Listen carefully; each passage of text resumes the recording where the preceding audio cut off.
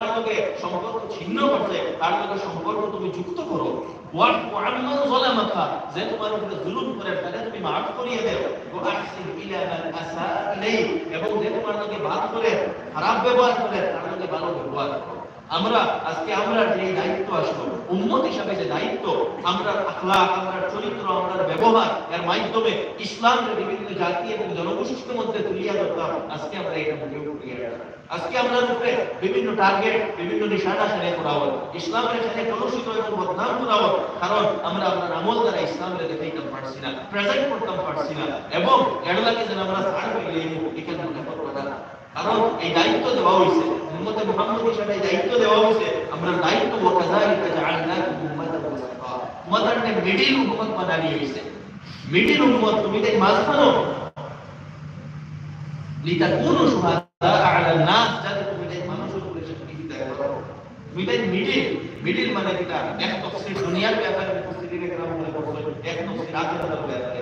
দুনিয়ার ব্যাপারে অর্ডার করছে যে তোমাদের অবস্থান হলো মাঝখানো, অর্থাৎ তুমি তাই দিন পাইছো নবী করিম সাল্লাল্লাহু আলাইহি ওয়াসাল্লাম, এবং তোমাদের পরে আরোই পূর্ব আছে যারা দিন পাইছেন না, বিভিন্ন জাতি জনগোষ্ঠী, এরা ঈমান, এরা দিন পাইছেন না, বুঝছেন না, এবং অনেক ভিতরে হয়তো ঈমান এবং ইসলামের ব্যাপারে দুশমনীও থাকতে পারে। তুমি তাই মিলায় মাঝখানো, একদিকে নবী করিম সাল্লাল্লাহু আলাইহি ওয়াসাল্লাম, একদিকে সেই জাতি জনগোষ্ঠী যারা হিদায়াত পাইছেন না। তোমাদের দায়িত্ব হইল যেভাবে নবী তোমাদেরকে দিন পৌঁছাইছে, তুমি তাই নবী থেকে দিন পাইছো, তোমাদের থেকে তারা কাছে দিন যাইতো যারা যে সমস্ত জাতি জনগোষ্ঠী দিন পাইছে না।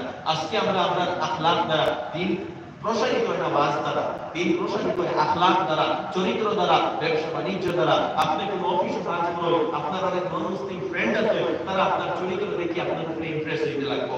আপনার প্রতিবেশী নন মুসলিম আছে, আপনার আখলাক, আপনার চরিত্র, তারা হেল্প করা, তারা সহায়তা করা, আপনার মানবিক সম্পর্ক, এইগুলো দেখে তারা ইমপ্রেস হইতে লাগবে। আপনার স্টুডেন্ট, আপনি বিভিন্ন স্কুল কলেজে পড়িতরা, সেই স্কুল কলেজ আপনার যারা কলিগ, যারা ফ্রেন্ড, তারা আপনার চরিত্র দেখিয়া, আপনার ডেডিকেশন দেখিয়া, আপনার আখলাক দেখে তারা মুগ্ধ হইতে লাগবো।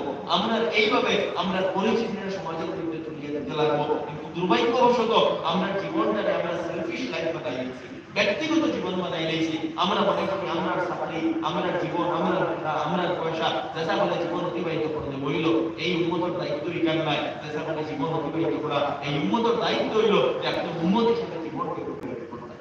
আজকে আমরা উম্মত হিসেবে নাই, যার কারণে আমরা বুঝতে হয়ে গেছি, আমরা ডরপোক হয়ে গেছি, আমরা কাপুরুষ হয়ে গেছি। আজকে যে যেখান পর সেই কথা আমরা কিতাব হইয়া নতশিরে মানিয়া যাইয়া, আমরা ঈমান হারাইয়া, ইসলাম হারাইয়া, কিন্তু সামান্যতম ঈমান চেতনা আমাদের ভিতরে নাই। আপনার ঈমানকে মজবুত করুন, দ্বীনকে সমাজের মধ্যে এস্টাবলিশ করুন, মানুষের কাছে ইসলামের প্রকৃত পরিচিতি তুলিয়া ধরুন আমাদের মাধ্যমে। তখন গিয়া দ্বীন প্রসারিত হইব এবং আমরা অবস্থানটা মজবুত হইব। কারণ আমি আগেও বলছি, আমরা অবস্থান হইব উম্মত হিসাবে, আমরা অবস্থান মজবুত হইব আমরা দায়িত্ব আদায়ের মাধ্যমে, আমরা অবস্থান মজবুত হইব কোরআনের শিক্ষা, কোরআনের জ্ঞান এর মাধ্যমে, এবং কোরআনটা আমরা জীবনে বাস্তবায়িত করার মাধ্যমে। তাই আমার দোস্ত কোন বুজুর্গ কোন কথা দীর্ঘ করিয়া না, আমার সময়টাকে 10 মিনিট ওভার হয়ে গেছে। আল্লাহ সুবহানাহু ওয়া তাআলা খোয়া মনাটাকে বেশি আমল করার তৌফিক দান করতা। আর আমি আবারও অনুরোধ করিয়া শুরু তো করলাম, নিজের পরিবর্তন করার চেষ্টা করো, নিজের প্রতিবার চেষ্টা করো, রুটিন লাইফ এবং রুটিন জীবন অতিবাহিত করলে হইতো না। মনকে পরিবর্তন করো, চিন্তাধারা পরিবর্তন করো, দিনের প্রতি আইন কোরআন এবং হাদিস বুঝার চেষ্টা করো, ওলামার সাথে সম্পর্ক স্থাপন করো, এবং নিজের জীবনটাকে তাকওয়াওয়ালা জীবন বানায়।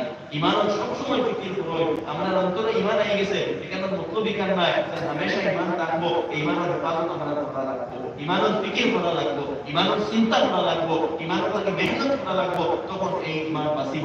নিশ্চিন্তা মানুষ, অসতর্ক মানুষ, তার ঈমান বাঁচাতে মুশকিল হইব। যার কারণে আল্লাহ কোরআনে পাক সবচেয়ে বেশি সতর্ক আর হুকুম দিয়েছেন, ইত্তাকুল্লাহ, ইত্তাকুল্লাহ। তাকওয়া মানে কিটা? সতর্ক জীবন অতিবাহিত করা, এমন জীবন যে আপনার সাথে কোনো ঈমান নিয়ে চিন্তা করতে থাকতা, যে ঈমানের মধ্যে কোনো গুনাহ হইতো না, হারাম করা হইতো না, দোষ হইতো না, ভুল রাস্তায় চলতো না, ঈমানের উপরে শয়তানে কোন ধরনের ক্যাপচার করতে পারতো না। ঈমানের বাছাই জীবনকে অতিবাহিত করা, তাকওয়া, ওটা তো সতর্কতামূলক জীবন, সেই জীবনকে অতিবাহিত করার চেষ্টা করো, নিজেকে পরিবর্তন করার চেষ্টা করো। আল্লাহ তাআলা বেশি করে আমল করার তৌফিক দান করুন। ওয়া আখিরু দাওয়ানা আলহামদুলিল্লাহি রাব্বিল আলামিন। আলহামদুলিল্লাহ। আমরা সামনে আমরা মুখ্য অতিথি হযরত মাওলানা মুফতি মাহবুবুল আলম কাজী সাহেব